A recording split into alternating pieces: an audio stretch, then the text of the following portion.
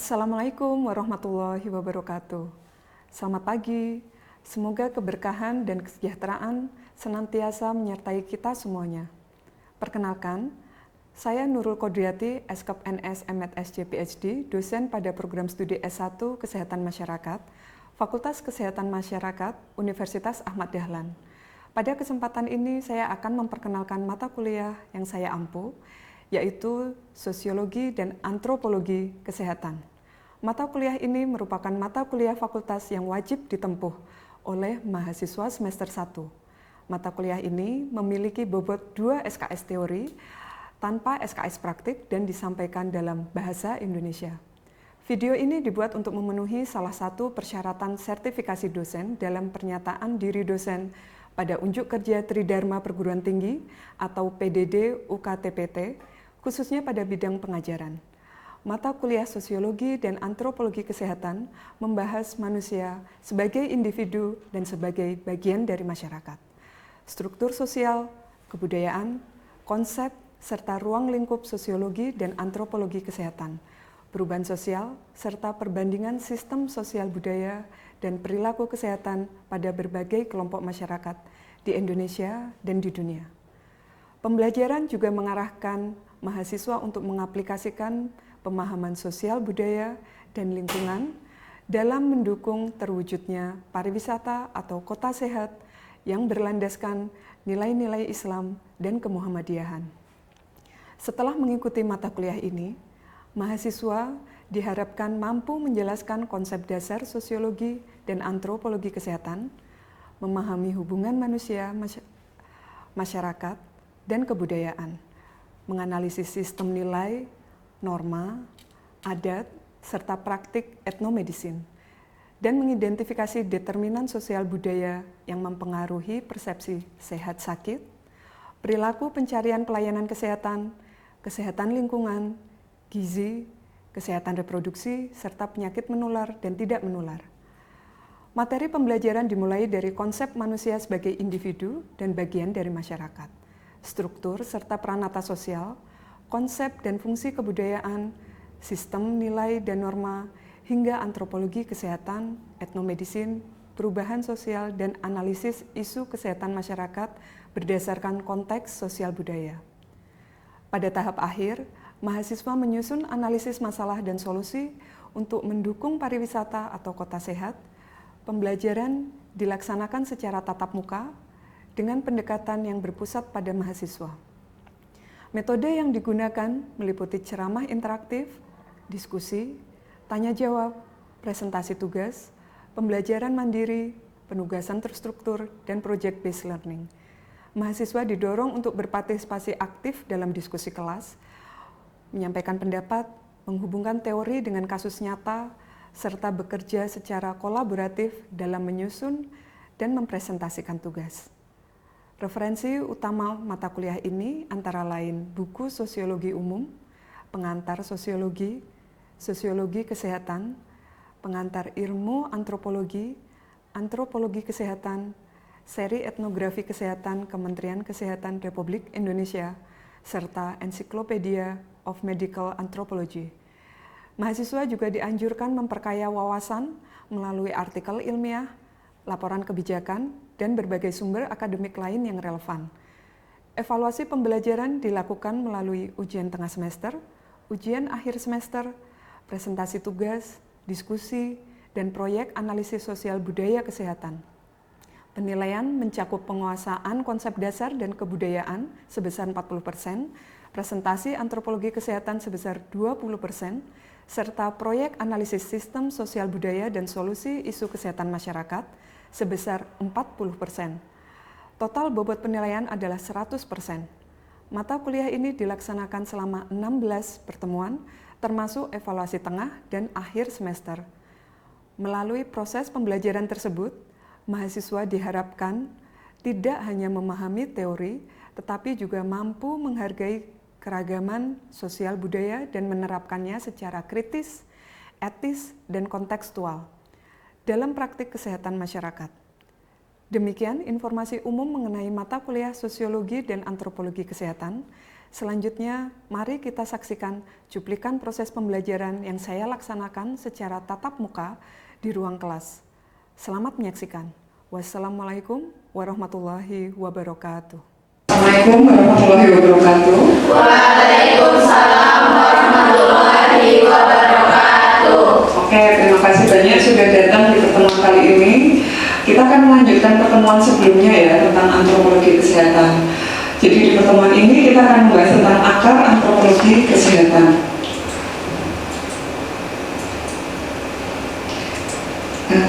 Selanjutnya kita akan melihat bahwa di akhir pertemuan kali ini saya mengharapkan teman-teman bisa mampu memahami dan menganalisis antropologi kesehatan, termasuk antropologi fisik, etnomedicine, budaya dan kepribadian, kesehatan masyarakat internasional, hubungan penyakit dengan evolusi dan pembangunan, dan yang terakhir ekologi pembangunan, kaitannya dengan ekologi pembangunan. Kemudian kita akan juga mempelajari beberapa hal seperti contoh di slide ini ya. Di Kalimantan Utara ada tradisi suku Tidung yang mereka melarang pengantin baru untuk menggunakan toilet selama 72 jam. Bayangkan 72 jam nggak ke toilet ya. Kemudian makannya juga tidak boleh banyak mengandung air, bahkan tidak boleh minum yang banyak. Jika berhasil tidak ke toilet selama 72 jam, maka akan mempunyai kehidupan pernikahan yang langgeng. Itu kepercayaan mereka. Tapi jika gagal, maka pernikahan akan diprediksi berantakan. Entah nanti anaknya mungkin meninggal, entah mungkin jatuh miskin, atau mungkin bahkan tidak mampu memiliki anak. Nah, tetapi terlepas dari apapun kepercayaan mereka, praktek kebudayaan mereka itu dari kacamata kesehatan masyarakat akan memiliki beberapa dampak. Yang pertama, infeksi saluran kemih. Kemudian ada kemungkinan untuk mengalami batu ginjal, peradangan kandung kemih akibat bakteri, yang jelas dehidrasi, dan mungkin ada penyakit kulit. Dan sehingga di pertemuan kali ini kita akan membahas setidaknya 5 topik. Yang pertama antropologi fisiknya secara dasar, kemudian etnomedicine, kesehatan masyarakat internasional, antropologi ekologi, dan antropologi evolusi. Untuk antropologi fisik, ini adalah antropologi yang membahas tentang bagaimana variasi biologis manusia beradaptasi dengan lingkungan, serta hubungan antara biologi dan kesehatan secara umum. Dia mempelajari variasi biologis dan genetik antara populasi manusia di seluruh dunia, mengkaji adaptasi fisik manusia yang dilakukan dalam konteks untuk beradaptasi dengan lingkungan dan kondisi iklim yang berbeda, juga menghubungkan faktor biologis dan genetik dengan pola penyakit dan kesehatan masyarakat. Bahasa Indonesia yang menjadi inspirasi utama cerita Avatar ada James Cameron. Yang sukunya adalah suku Bajo. Ini langsung diungkap oleh sutradaranya sendiri, yaitu James Cameron. Dia bilang kalau planet Kaina, si penguasa laut di film Avatar, The Way of Water, The sea is your home before your birth and after your death. Terinspirasi langsung dari tangguhan suku Bajo. Suku Bajo yang dikenal sebagai pengembara laut yang tinggal di rumah panggung. Hebatnya, mereka mampu menyelam sampai kedalaman 70 meter hanya dengan satu tarikan nafas tanpa alat. Hal ini sampai memicu rasa penasaran ilmuwan dunia yang kemudian menemukan bahwa organ limpa orang Bajo 50% lebih besar dari manusia normal berkat mutasi genetik alami. Nah, sama kayak suku Bajo yang serba asli dan nyata di laut, James Cameron juga nolak pakai efek palsu pas syuting Avatar The Way of Water. Tim produksi sebenarnya teknik gantung pakai tali di udara. Terus James Cameron malah nolak. Ya, jadi adaptasi fisik suku Bajo ini sangat unik ya, karena dia mampu menyelam di bawah air dalam waktu yang lama, sehingga secara bertahap tubuh kita beradaptasi dan membuat ukuran limfanya itu menjadi berbeda, lebih besar daripada manusia lainnya termasuk kita. Karena apa? Karena dia perlu menyimpan sel darah merah lebih banyak, sehingga bisa mengikat oksigen lebih banyak Karena itu mereka mampu tinggal di bawah air dalam waktu yang lebih lama karena mereka sudah memiliki kandungan oksigen yang lebih banyak daripada kita yang lainnya. Dan hal tersebutlah yang menginspirasi sutradara Avatar ini untuk melakukan syuting video di daerah suku Bajo ini ya, adaptasi mereka. Dan berikutnya etnomedicine, sistem pengobatan tradisional. Dan yang kedua tentang kepercayaan lokal terhadap satu penyakit. Di masyarakat kita, dari sekian banyak etnik yang ada di Indonesia, kita memiliki pemahaman dan pengobatan tersendiri untuk mengatasi satu penyakit. Sehingga pemahaman tersebut bisa dilakukan secara mandiri, terinspirasi dari tanaman-tanaman obat-obatan di sekitar kita, herbal-herbal yang ada di sekitar kita. Mulai dari selain tanaman, mereka juga memiliki ritual penyembuhan yang berbeda. Kemudian ada praktik dukun dan tabib yang itu diwariskan secara turun-temurun. Terkait tentang kepercayaan lokal tentang penyakit, masyarakat lokal itu memiliki pemahaman yang unik tentang suatu penyakit dan proses penyembuhannya. Seringkali dia juga melibatkan dimensi spiritual sosial dan lingkungan di sekitarnya, sehingga antara satu masyarakat dengan masyarakat yang lainnya itu akan memiliki pemahaman yang berbeda. Nah, setelah ini kita akan kuis ya, ada kuis. Nanti teman-teman saya harapkan untuk mengangkat tangan jika setuju dengan pernyataan berikut ini. Yang pertama, minum paracetamol adalah praktek dan pemahaman yang berbasis budaya lokal. Siapa yang setuju dengan pernyataan ini? Oke, nggak ada ya. Kemudian yang kedua, saya minum jeruk nipis dan kecap agar sembuh dari batuk. Oke, ada 3 dari 11 mahasiswa setuju. Kemudian yang ketiga, saya minum jamu kunyit asam untuk meredakan nyeri haid. Banyak yang setuju, banyak yang minum jamu kunyit asam dulu ya. Kemudian saya merokok agar bisa mendapatkan ide dan mengurangi stres. Ada? Oke, kita lanjutkan. Nah, jadi selanjutnya kita akan bergeser ke kesehatan masyarakat internasional ya. Karena manusia di dunia ini sangat beragam. Pada prakteknya, kita seringkali harus mengakomodir perbedaan-perbedaan tersebut, sehingga WHO, UNICEF, dan beberapa NGO yang lainnya itu memfasilitasi supaya kebijakan-kebijakan yang dihasilkan itu tidak didominasi oleh satu budaya tertentu. Kita ada yang namanya program kesehatan global untuk memastikan upaya lintas negara meningkatkan derajat kesehatan populasi dunia. Kemudian kedua, memastikan intervensinya juga lintas budaya agar perbedaan budaya, nilai, kepercayaan lokal itu bisa terakomodir dalam intervensi-intervensi kesehatan kita. Kemudian dibuat juga regulasi internasional yang dia juga meng-acknowledge ya, jadi mengakui adanya pemahaman-pemahaman kebijaksanaan lokal dalam intervensi kesehatan masyarakat.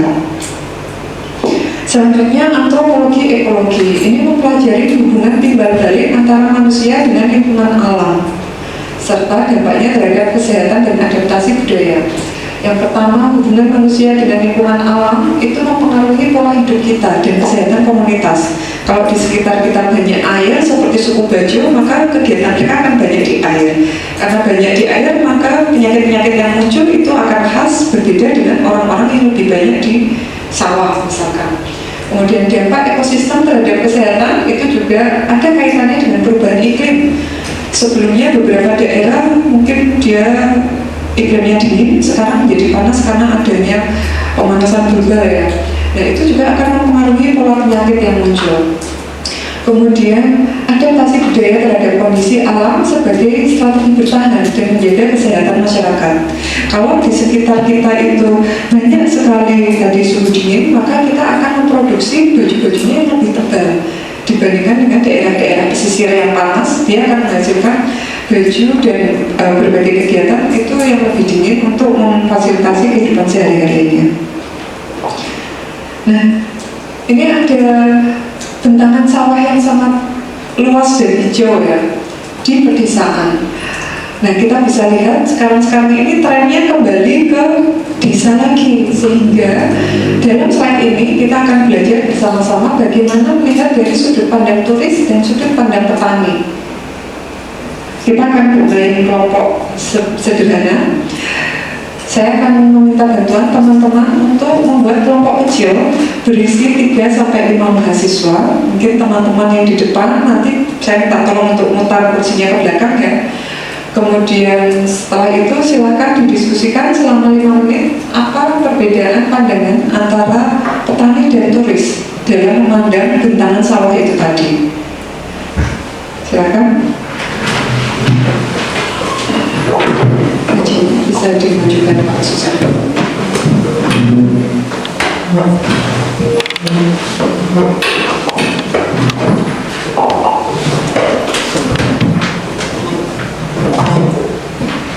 Sudah siap? Silakan tantangan ya.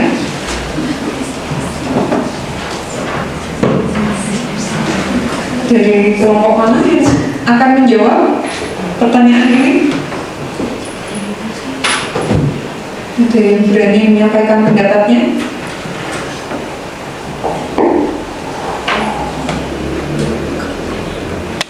Apa perbedaan pandangan dari petani dan turis dan ketika melihat bentangan sawah itu tadi?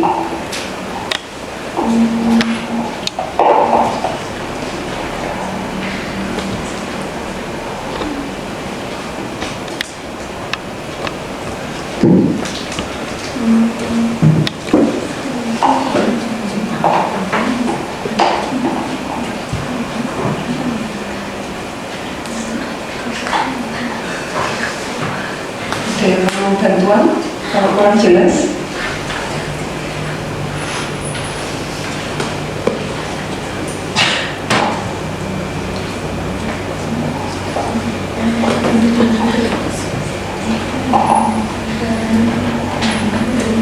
Ini saya sebut kelompok 1 ya, yang sana, yang tengah 2, yang kiri 3. Dari kelompok 1, 2, 3, kelompok mana yang ingin menyampaikan pendapat? Oke, kasih Mbak siapa? Mbak ini ya.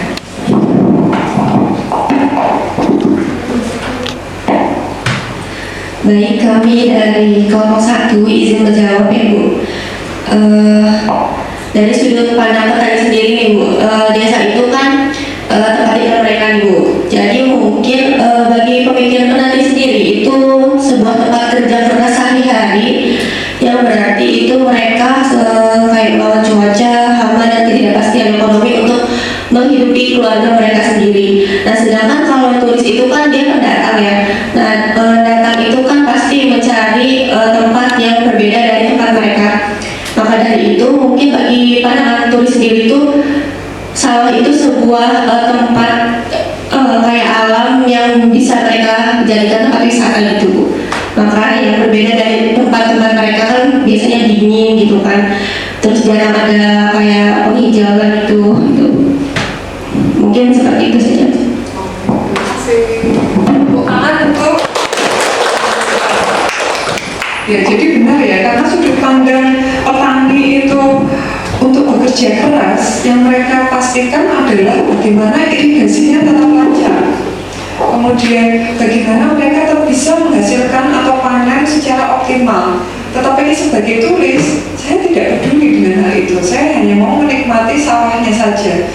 Nah, yang mereka pikirkan mungkin angle mana yang paling bagus untuk menikmati sawah. Sehingga kalau ini tidak disinkronkan, kemungkinan akan ada masalah karena mungkin tempat wisatanya itu didirikan di area yang perlu untuk irigasi sawahnya. Kalau di sana didirikan kafe, maka aliran air ke daerah berikutnya akan terganggu, gitu ya. Itu sebabnya antropologi kesehatan juga jadi tertarik untuk mengulik permasalahan yang ada di sekitar kita. Terkait tentang antropologi evolusi, kita mungkin teman-teman bisa putar ya kursinya supaya lehernya nggak sakit, pinggangnya nggak sakit.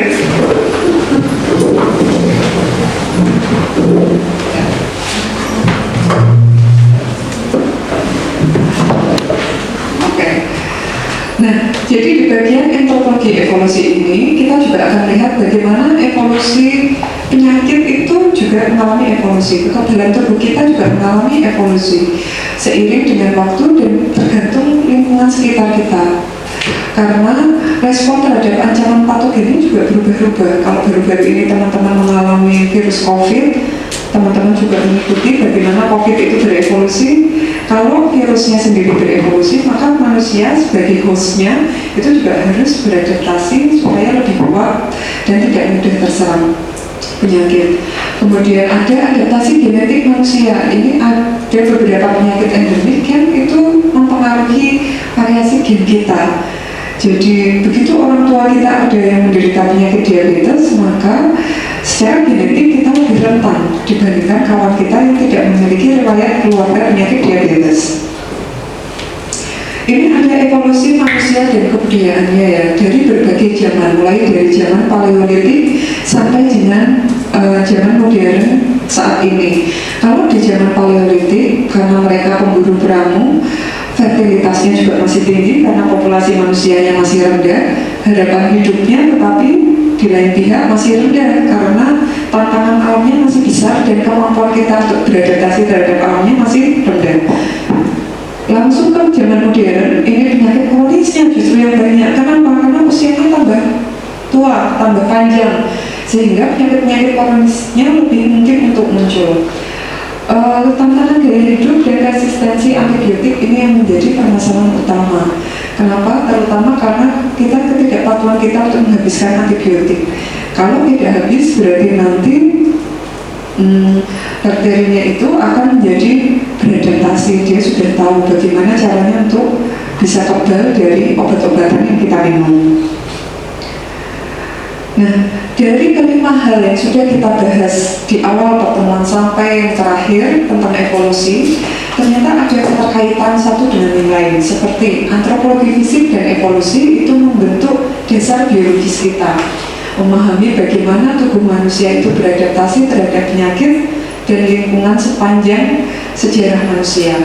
Kemudian etnomedicine dan ekologi itu menjembatani pengetahuan lokal dengan kondisi lingkungan, menjelaskan mengapa penyakit muncul dan bagaimana budaya itu meresponnya.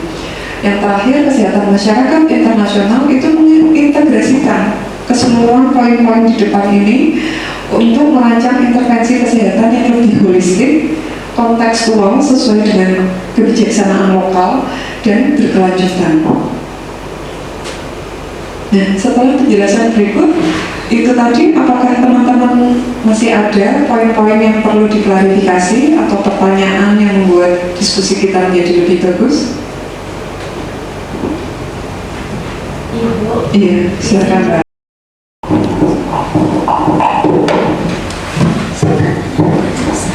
Ibu, saya izin bertanya, bagaimana cara adopsi budaya agar program kesehatannya itu relevan dan efektif? Terima kasih, Ibu. Ya, jadi itu pertanyaan yang menarik sekali dan perlu kita cermati bersama. Memang di beberapa kebudayaan, dia kalau tidak kita rekognisi atau tidak kita perhatikan, akan ada kemungkinan untuk menghambat intervensi kesehatan masyarakat. Misalkan, di kesehatan masyarakat kita mewajibkan ibu hamil itu melahirkan di puskesmas, setidaknya puskesmas atau rumah sakit. Tetapi beberapa masyarakat itu mereka memilih untuk melahirkan dengan dukun beranak. Nah, kalau kita tidak ada pemahaman itu, mungkin kita akan menganggap masyarakat sana itu sulit untuk diajak kerjasama.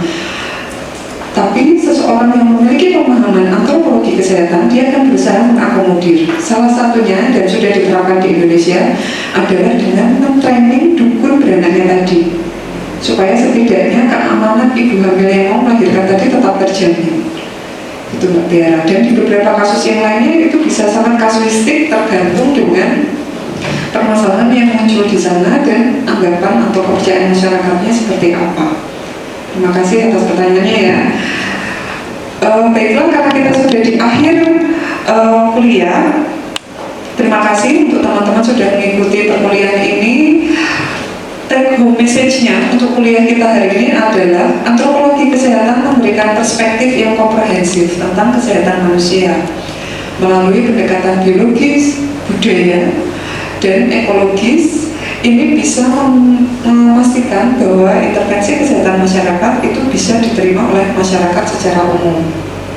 Semoga pemahaman ini bisa bermanfaat untuk kita semuanya. Terima kasih. Wassalamualaikum warahmatullahi wabarakatuh. Waalaikumsalam.